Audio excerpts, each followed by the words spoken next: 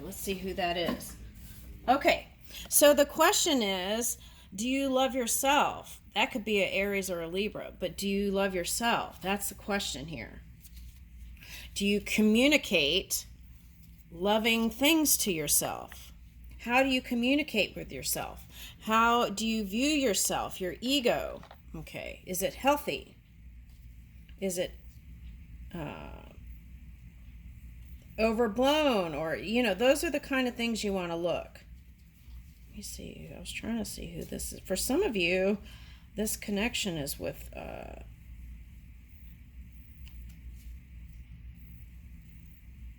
yeah, Taurus is next to the Venus card.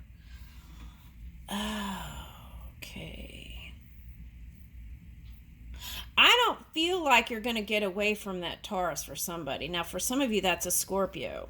And the reason why I'm saying that is because I hear it feels like autumn, but okay, not only do you have that Pisces, which is Saturn retrograde and Jupiter, Saturn retrograde and Neptune retrograde, but if you think that they've gone away, they're not getting away from you.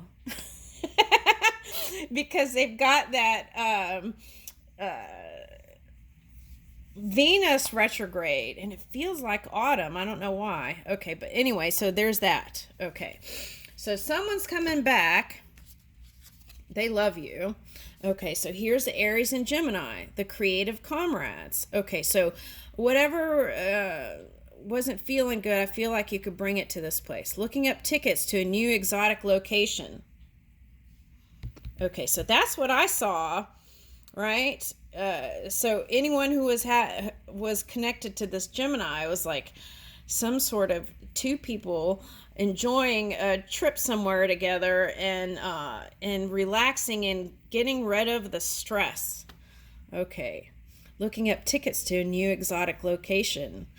They fill life with laughter and adventure. So they could have been like two peas in a pod on some sort of adventure. That could have been you. But you could have been focused on this energy too. All right, so there's that. Okay, so let's keep going. These are questions, relationship questions. How do we create space for holding difficult conversations, right?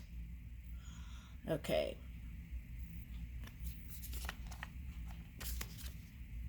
Would you ever take a DNA test to discover possible health issues? Now, for some of you, I'm getting not health issues.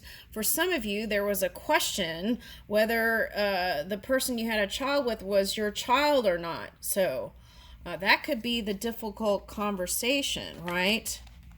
Okay, that could be the difficult conversation, but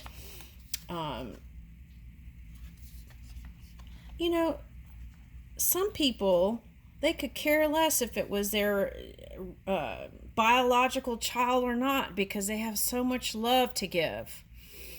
It's like there's an infinite supply of love, and they could care less. Now, some people on the flip side of that do care if it's their child, and they actually some would feel resentment if they didn't know and they were continuing to give to this connection, right? There's that type. Okay, that's what I'm getting with that. All right, now this is subconscious stuff. Woo! All right, now how much sleep do you need, and what's the ideal time for you to go to bed? If you're going to bed at 2 o'clock, can you get to bed by midnight, right? Those are the kind of things.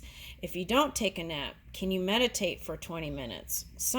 Those kinds of things you want to ask. All right. How can I communicate my need for space without you feeling hurt? I feel like this is important because if you're a leader, you need space to bring in the creative stuff. And someone may feel left out. And that came up one time in a Pisces reading. Okay. All right. So here is, how would you like our relationship to be with our families? Okay, especially if you have extended families, right? I think that's important conversation. All right. These are all things that could be pushed, suppressed in the subconscious. So you want to think about some of these things for some of you. Should you work to live or live to work? Can we find a happy medium there, right? Aries and Scorpio energy. Okay, so that's what I was picking up. Who they are, the hotshots and the daredevils. Where you'll find them out on a hike together or typing up a storm in their startup office, plotting their next big move. What you'll remember, their blend of passion, power, and competition. So if you have Scorpio in your charts and you're a leader here, Libra, Aries is your polar opposite energy. And if you have Scorpio in your chart, you want to harmonize all those energies and you'll find great success there. All right, now, what are your relationship non-negotiables? This is a big one when you're coming together with somebody.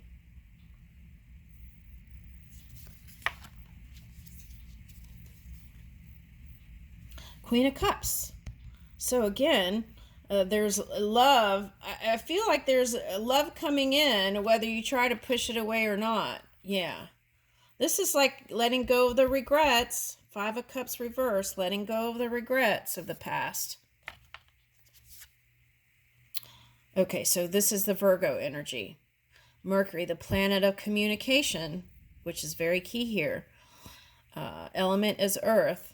It's immutable energy and motto. I see myself so clearly, right? Understanding self. And that's always expanding. Going in new places with your North Node change, right? Okay, so choose a job you love, and you will never work a day in your life. Confucius. Woo! And for some of you, it's like rebirth energy. You're in a career and feeling like that excitement again. Now, this came out in the Aries reading. Feeling that excitement again in your work. Now, for some of you, you had a career, you left it, and then you appreciated your career after you left it, so then you went back to it. So it's like continually finding new excitement in your everyday. And that takes the Wands energy, that fire energy. Queen of Wands. Okay, now here's that dragon head and dragon tail. This is a whole dragon. All right. So making peace with that energy. All right. Now, this is someone who is passionate for you also, for some of you. All right, now Aries and Sagittarius. The brilliant fireworks, where you'd least expect them is where you find them. Life would be boring without them in it. Okay. So, this is what I want to say with this energy. When it comes to family and stuff like that, if you feel like you're just going to be in the way, move that thought and move it into it would be delightful, right, to experience new things with them. And I feel like they would enjoy being around me also, okay? And that could take you to places where you discover new brilliance. Not hiding how you feel. And being confident in your having a healthy ego. The ocean and the sunrise is who they are. Okay, so if you're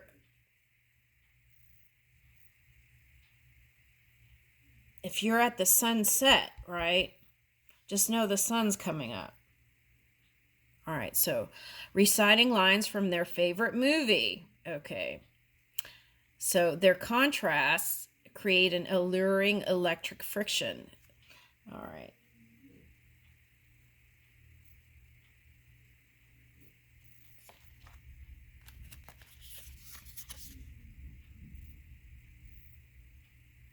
All right, so now these are all elements maybe you admire in other people that you would like to bring into your energy, right?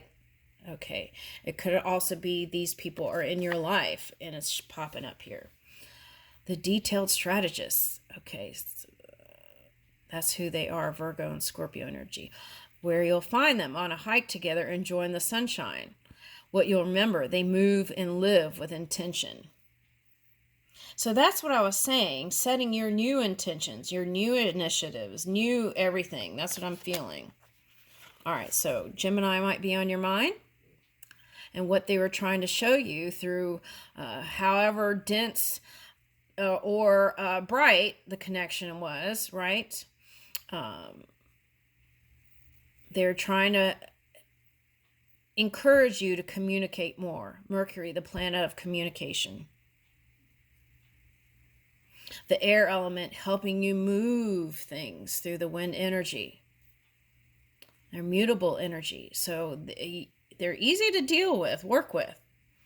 Okay, so motto, I'm nothing and everything at once. Okay, so this is like someone who can,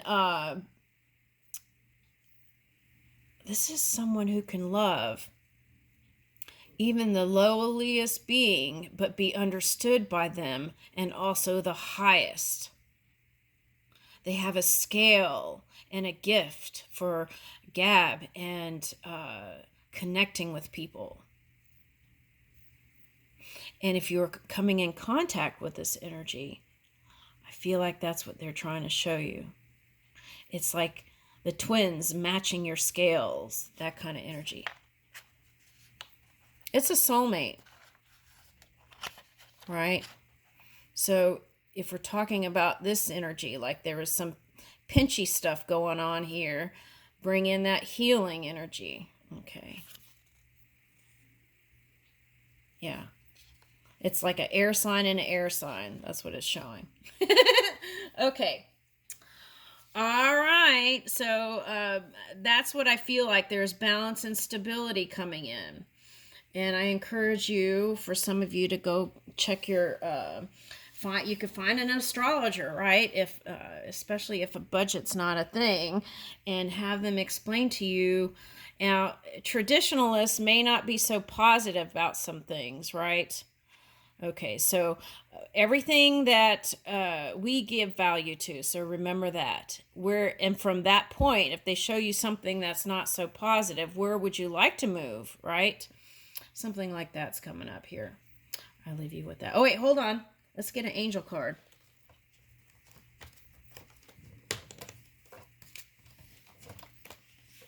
Uh-oh. All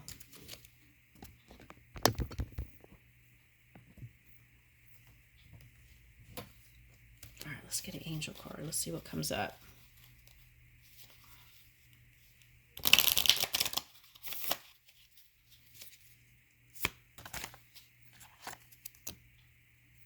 Okay. Successful funding, windfall of abundance, and block out distractions. Okay, it's that easy, right? All right, now let me see. Your idea is divinely guided and supported by the same infinite wisdom of God that gave you the idea. Do not allow money concerns to prevent you from turning it into reality. Crowdfunding, partnerships, and other investments are available to help you.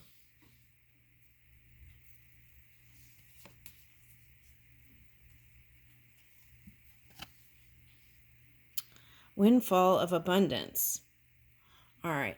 So an increase in abundance is arriving in many different forms, some of them unexpected. Be open to receiving and know that this abundance comes to you to support your life purpose, health, and charitable work. Okay, charity is really lighting up here. Okay.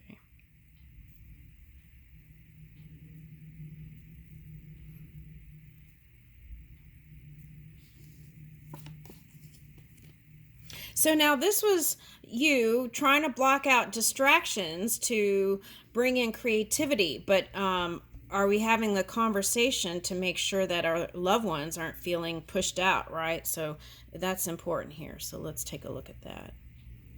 Your life purpose and other priorities need your undivided attention. So it's time for you to take charge of your schedule and working environment by turning off electronics and avoiding anyone or anything that distracts you from what's important. You already know what these distractions are, and you have the power and responsibility to block them out. Okay. So that's like finding the balance between the two.